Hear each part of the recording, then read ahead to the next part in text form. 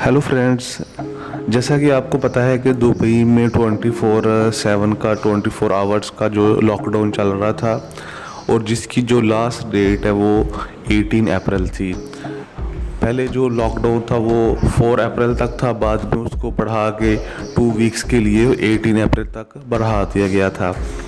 लेकिन आज 18 अप्रैल को अभी जो दुबई की ऑफिशियल वेबसाइट्स हैं उनके ऊपर ऐलान कर दिया गया है कि ये जो लॉकडाउन है ये बढ़ा के एक हफ्ता मज़ीद बढ़ा के इसको 25 तारीख तक 25 अप्रैल तक इसको बढ़ा दिया गया है। और इस न्यूज़ को आप अपनी स्क्रीन के ऊपर भी देख सकते हैं कि जो ऑफिशियल वेबसाइट्स हैं उसके ऊपर इस न्यूज़ को शाया भी कर दिया गया है।